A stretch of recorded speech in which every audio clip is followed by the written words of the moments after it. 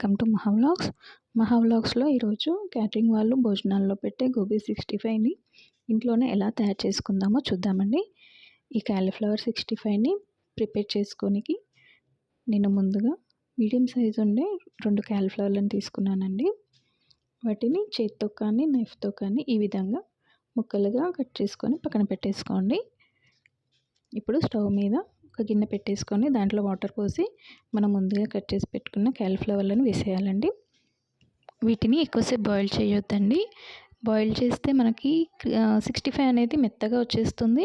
అలాగే ఆయిల్ కూడా ఎక్కువ పీల్చేస్తుందండి. ఇప్పుడు మూత పెట్టేసుకొని ఒక 5 మినిట్స్ తర్వాత మళ్ళీ మూత తీసేసి ఇప్పుడు వడగట్టేసుకోవాలండి, వాటర్ అంతా పోయే వరకు.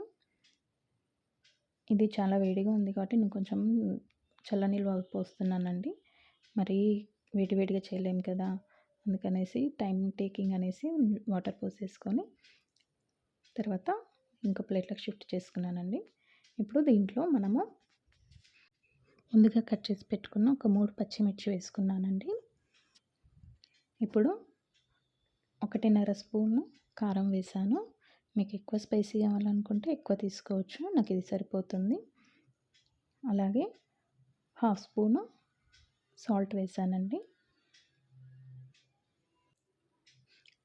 2 టేబుల్ స్పూన్ల శనగపిండి తీసుకున్నానండి. నేను తీసుకున్న స్పూన్ కొంచెం పెద్దది, మా రెగ్యులర్గా వాడే స్పూన్ కంటే కొంచెం పెద్దగా ఉన్నదండి. 2 టేబుల్ స్పూన్లు తీసుకున్నాను శనగపిండి. తర్వాత 1 స్పూను కార్న్ఫ్లోర్ తీసుకున్నానండి. నేను మైదా వాడట్లేను, ఓన్లీ శనగపిండి కార్న్ఫ్లోర్ అండి. ఇది హెల్దీ అండ్ టేస్టీగా ఉంటుంది. వితౌట్ మైదా అనుకుంటే ఇలా చేసుకోవచ్చు అండి, మైదా కూడా యాడ్ చేసుకోవచ్చు, కానీ నేను మైదా కాకుండా శనగపిండి ఎక్కువ క్వాంటిటీ తీసుకున్నాను. ఇలా మొత్తం పిండిని కలిపేసుకోవాలండి. మీకు ఎక్కువ పిండి కావాలనుకుంటే మీరు ఎక్కువ యాడ్ చేసుకోవచ్చు, కాకపోతే మనకి పిండి అనిపిస్తుంది. ఇప్పుడు నాకు కొంచెం డ్రై అనిపించి వాటర్ యాడ్ చేస్తున్నానండి. ఎక్కువ పోసుకోవద్దు, మరి లూజ్ అయిపోతే మెత్తగా వచ్చేస్తుంది. ఇలా కలుపుకొని పక్కన పెట్టేసుకోవాలి. ఇప్పుడు స్టవ్ ఆన్ చేసుకొని ఆయిల్ పెట్టేసుకోవాలండి. ఆయిల్ వేడయ్యాక మనం ముందుగా రెడీ చేసుకున్న క్యాలీఫ్లవర్లో కొంచెం కరివేపాకు యాడ్ చేసుకొని ఆయిల్లో ఫ్రై చేయాలండి. మీకు ఎక్కువ కరివేపాకు కావాలనుకుంటే ఎక్కువ యాడ్ చేసుకోవాలండి. కరివేపాకు ఎంత యాడ్ చేస్తే అంత టేస్టీ అనిపిస్తుంది క్యాలీఫ్లవర్. కరివేపాకు ఫ్లేవర్ అంతా క్యాలీఫ్లవర్కి పట్టేస్తుందండి. గోల్డెన్ బ్రౌన్ కలర్ వచ్చేంత వరకు వేయించుకోవాలి.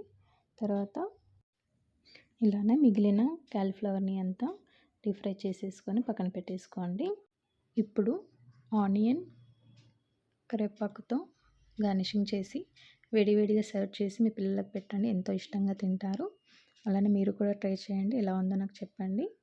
ఓకేనా, ఈ వీడియో ఇంతే ఫ్రెండ్స్, థ్యాంక్ యూ.